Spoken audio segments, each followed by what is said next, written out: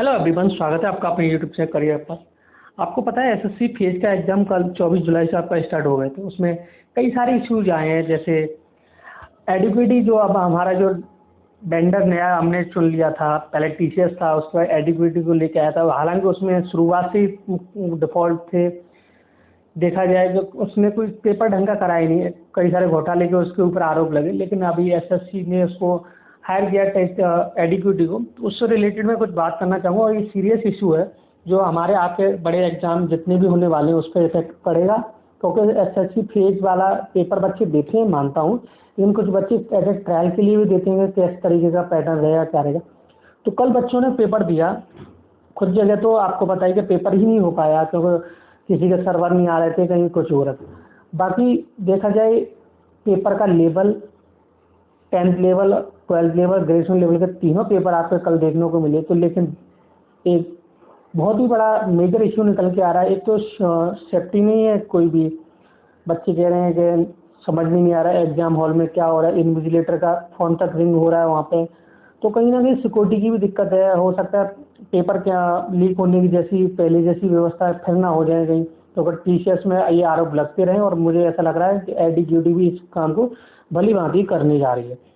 तो इस टॉपिक पर बात करेंगे हम, मेजर इश्यू है क्योंकि इससे आगे देखा जाए बहुत बड़े बड़े एग्जाम हैं। जैसे मैं बात करूं, अभी आपका सबसे बड़ा जो एग्जाम है एसएससी सीजीएल, जो कि आपका टेंटेटिव है, कंफर्म है 13 अगस्त से 30 अगस्त। फेज में तो इतनी भीड़ नहीं है, कोई दिक्कत नहीं, लेकिन अब इसमें सीजीएल में आप देखो जाओगे हर साल बच्चे 30 लाख फॉर्म भरते हैं। तो 30 लाख में से मैं मानता हूँ 25 लाख तो पेपर देने हैं। अभी इनके पास 1 लाख बच्चों का फॉर्म, मतलब ये सही से पेपर नहीं करा पा रहे, तो ये 30 लाख बच्चों के पेपर कैसे कराएंगे।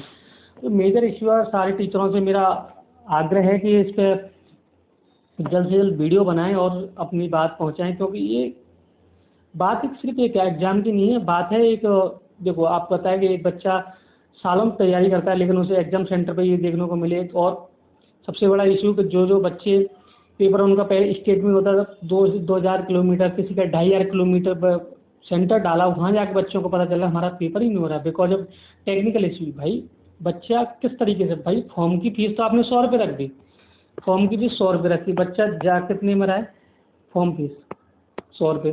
लेकिन बच्चा एक स्टेट से दूसरी स्टेट में आ रहा है तो पता चला 4 से 5 हज़ार रुपये उसके किस में खर्च हो रहे हैं, आने जाने में। लेकिन उसके बाद भी चलो बच्चा कहीं से भी हिम्मत जुटा के कर लेता, जा भी रहा है, लेकिन उसके साथ साथ देखा जाए तो उसके देखा जाए वहाँ जाके पता चलेगा उसका पेपर नहीं हो, तो बच्चा हताश होगा, टूटेगा भी।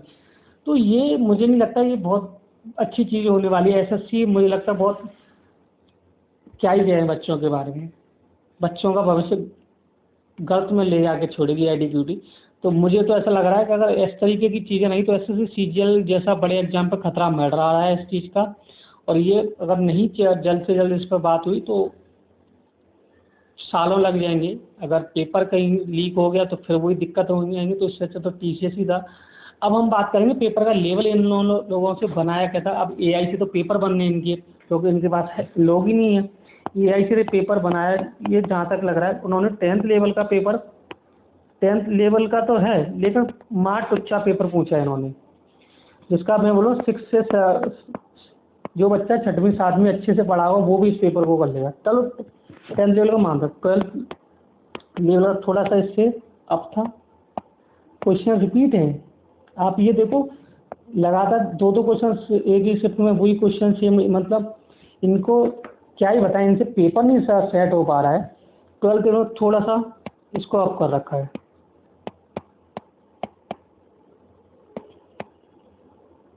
कैसे मैं बात करूं, अब बात आती है ग्रेजुएशन लेवल की। ग्रेजुएशन लेवल पे कुछ बच्चों ने बताया कि सर इस तरीके का माहौल बना के रखा हुआ पेपर में, तो जो बच्चा मेंस की तैयारी करके जाएगा वही ग्रेजुएशन लेवल के पेपर को कर पाएगा।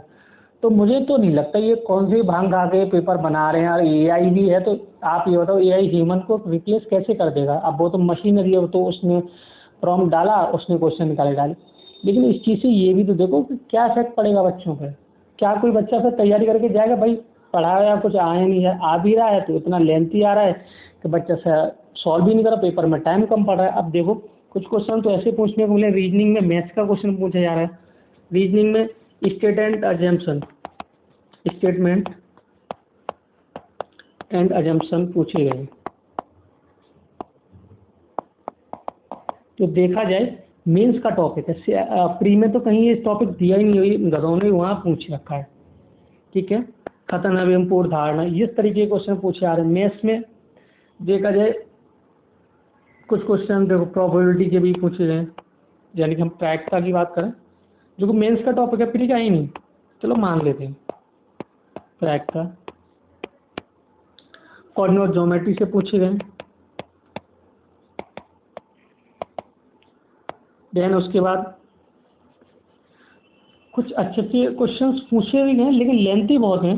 कैलकुलेटिव पेपर बताया जा रहा है, बच्चे कह रहे पेपर पूरा कम गो थ्रू नहीं हो पा रहा। इंग्लिश में देखो, इंग्लिश में इन्होंने क्या गंद मचा रखी है देखा जाए तो। इंग्लिश में तो इन्होंने हद ही कर दी है कि ना तो क्लोज टेस्ट देखने को मिला,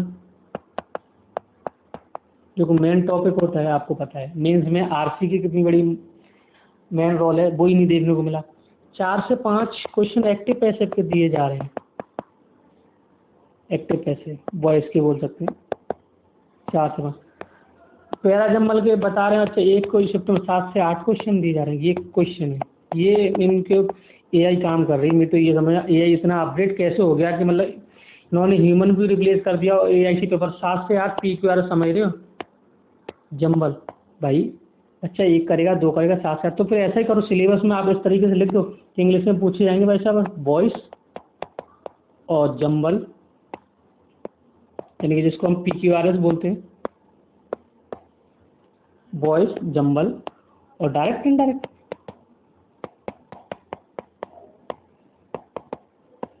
नो वोकैब आ भी रही है तो क्या ही बताएं, वोकैब मत बोलो। ये इंग्लिश का सिलेबस ये डिफाइन कर दो, वॉइस आएंगे जम्बल आएंगे डायरेक्ट इनडायरेक्ट आएंगे तो बच्चे कोर्स ही ना लें किसी का, फिर तो वो खुद से तैयारी करेंगे।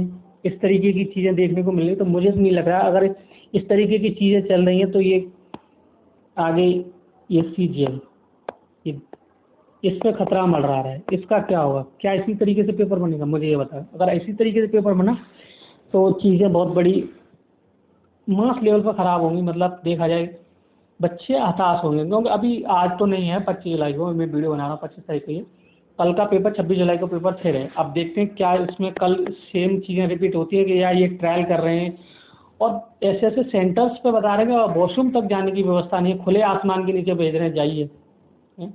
ऐसे इस तरीके के सेंटर्स पे बच्चे जाएंगे, कैसे पेपर देंगे, मेरे तो ये समझ में नहीं आ रहा। और ये सीरियस इशू है, इस पर हमें आवाज़ उठानी पड़ेगी। और मैं सारे बड़े बड़े जितने भी यूट्यूबर्स हैं और जितने बड़े बड़े प्लेटफॉर्म हैं उनसे मैं बोलना चाहूँगा इस चीज़ पर प्रॉपर वीडियो बनाएं। हो सकता है CGO कॉम्प्लेक्स जाइए दिल्ली में, जहाँ SSC का हेडक्वार्टर, वहाँ अपनी बात रखिए, कोई ना कोई हल निकलेगा। क्योंकि इस तरीके से चलेगा तो ये नौकरी के नाम पर मजाक रहेगा, मुझे नहीं लगता इसका कोई रिजल्ट आएगा। ठीक है, तो आज की बात। बाकी हम ये एक बार और कहना चाहेंगे कि जो बच्चा जिस तरीके से पढ़ रहा है उस तरीके से अपनी तैयारी को रखे। 1-2 टॉपिक अगर आपको पता चल रहा है, जैसे कोऑर्डिनेट ज्योमेट्री के क्वेश्चन पूछे गए मैथ्स में, उसको पढ़ लें। कोऑर्डिनेट ज्योमेट्री में लिख देता हूँ, देन प्रोबेबिलिटी पढ़ लें। ठीक है, ये 2-3 चैप्टर पढ़ लें और उसके साथ साथ रीजनिंग में स्टेटमेंट पढ़ लें। कुछ टॉपिक अगर आपको पहले से पता है तो पढ़ लेंगे तो ठीक रहेगा, लेकिन क्या ही कर सकते हैं, सिस्टम का शिकार है हम जैसे लोग। ठीक है, बाकी और जैसी भी कोई भी जानकारी मिलती है मैं आपको अपडेट करता रहूँगा। और जो जितने भी बच्चे हमारे चैनल पर, जो भी बच्चे नए जुड़े हैं तो इस चैनल को जरूर सब्सक्राइब करें और अपने दोस्तों में भी शेयर करें। और मैं डेली कुछ ना कुछ आपके लिए अपडेट लाता रहूँगा। मैं सोच रहा हूँ कि अगर इसी तरीके से चीज़ें चलती तो मैं as a expected paper maths and reasoning का जितना भी एक्सपेक्टेड पेपर जो इस तरीके फेज के बेस पे मैं बना के आपको सॉल्व कराऊंगा। ठीक है, चाहे फिर अगर इसी तरीके से चीज़ें चलेगी तो हमें उसी तरीके से तैयारी करनी पड़ेगी। लेकिन कुछ जो मेजर इशू है उनको, किसी बच्ची के माउस उसमें लैब में माउस काम नहीं कर रहा है, अब ये तो माउस काम नहीं करेगा बच्चा कहाँ से टिक करेगा। सर्वर इशू, ये बहुत बड़ा इशू है। तो कई सारे मेजर इशू हैं, इस पर जल्द ही बात होंगी, ठीक है। जब तक जितने बच्चे का आप सीजीएल को टारगेट कर रहे हैं वो अपनी तैयारी लगा बराबर करते रहे, इधर उधर की चीज़ों पर ना ध्यान लगाएं। देखो चीज़ें तो बदलती हैं तो थोड़ा सा एडजस्ट करने में दिक्कत होती है, लेकिन आपको एडजस्ट करना पड़ेगा, यही भारत है हमारा, ठीक है। चलो मिलते हैं अगली वीडियो में, तब तक के लिए बाय बाय, टेक केयर।